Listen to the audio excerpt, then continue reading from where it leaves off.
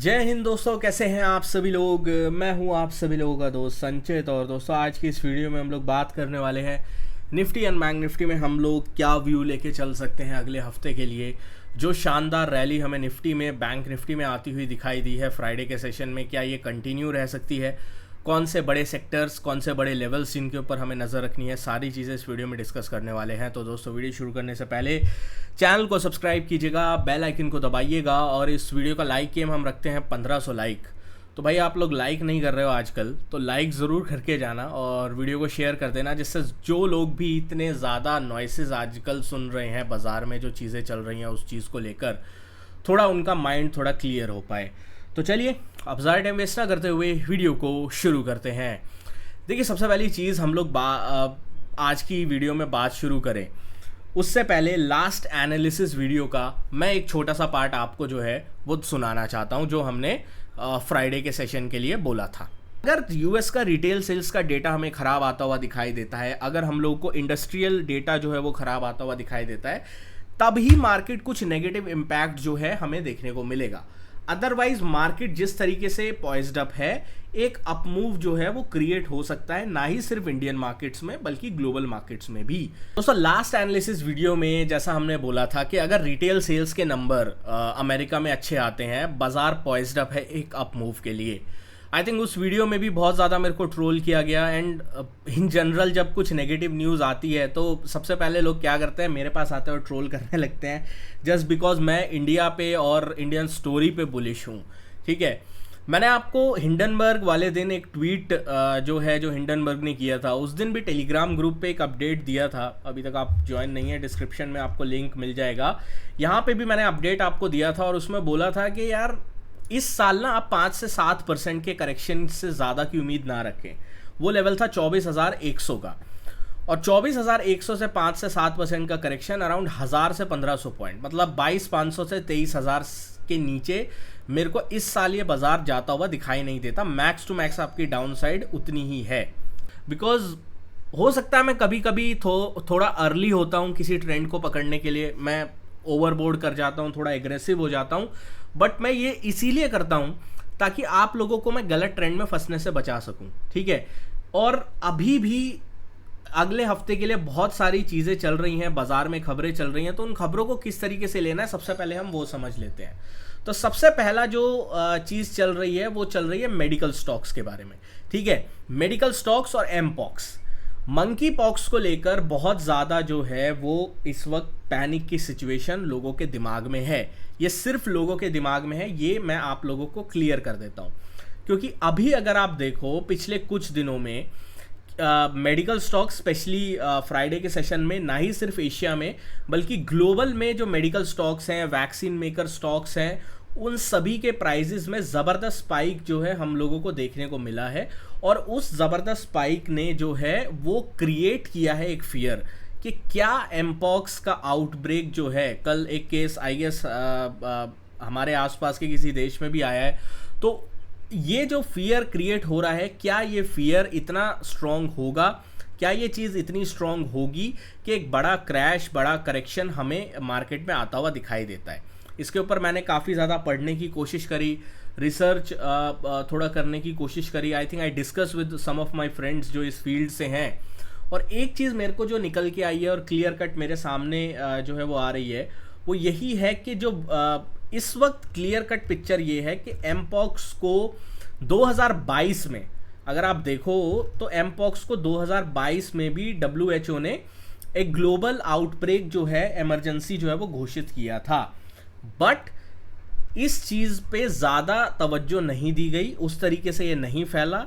और अभी WHO का कहना है कि वो वाला स्ट्रेन जो है वो मच माइल्डर था, ये वाला स्ट्रेन थोड़ा जल्दी फैलता है और फास्ट स्प्रेडिंग ये स्ट्रेन है। बट ओवरऑल अगर आप हेल्थ पे इसका इम्पैक्ट देखें तो इतना ज़्यादा हेल्थ पे इम्पैक्ट अभी आउटसाइड ऑफ अफ्रीका नहीं आ रहा है। ठीक है, अगर हम एक इक्का दुक्का केसेस को छोड़ दें तो ज़्यादा कुछ केसेस अभी फैल भी नहीं रहे हैं, और आउटसाइड ऑफ एशिया आपको ये जो है ज़्यादा फैल भी नहीं रहा है।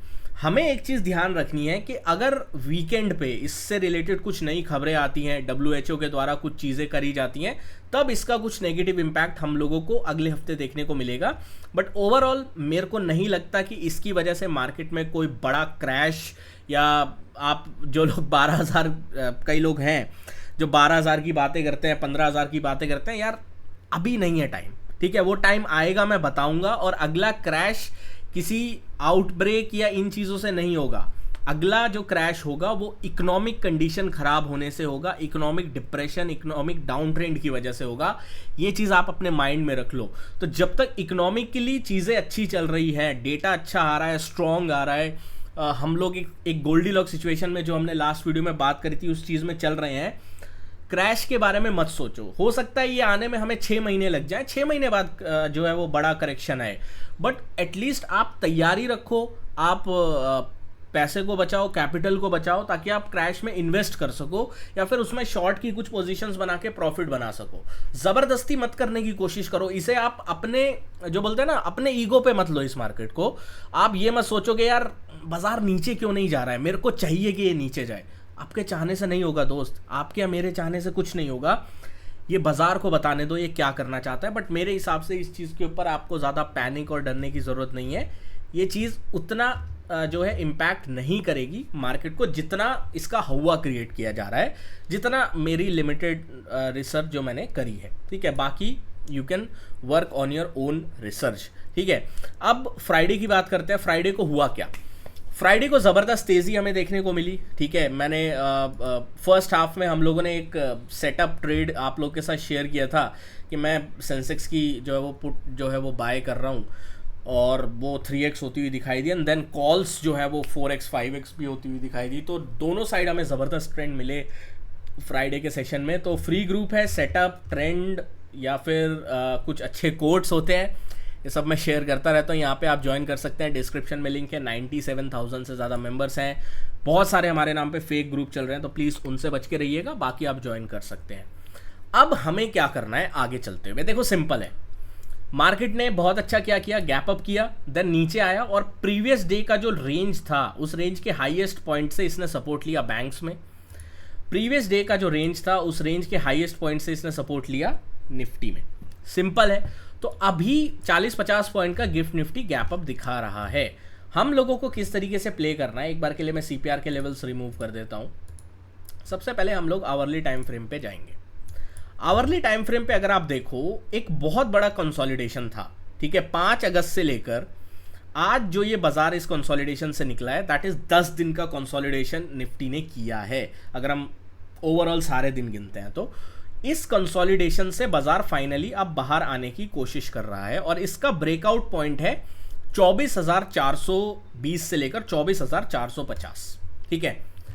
अब ये आपके लिए लक्ष्मण रेखा है अगर आपकी लॉन्ग पोजीशन है तो, ठीक है। अगर ये बाजार 24,450 से 24,420 के नीचे आना स्टार्ट करता है, आपको लॉन्ग पोजीशन से एग्जिट हो जाना है। क्लियर कट सिंपल हम ये रखेंगे। बट जब तक ये 24,450 से 24,420 के लेवल के ऊपर है, हर डिप जो है वो एक बाइंग अपॉर्चुनिटी होगी, ठीक है। हर डिप जो है वो एक बाइंग अपॉर्चुनिटी होगी। इस चीज़ को लेकर आपको चल के जो है वो चलना है।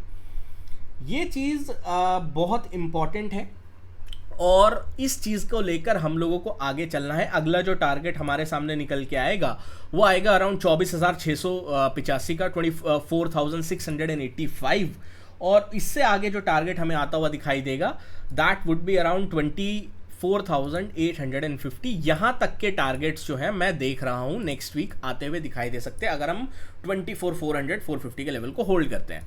बैंक्स की बात करते हैं।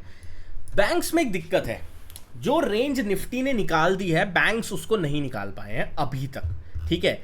तो जो लोग बैंक्स में बहुत ज़्यादा ओवर एक्साइटेड हो रहे हैं, अभी थोड़ा बोलते हैं ना, थांबा, ठंडे हो जाओ, रिलैक्स हो जाओ।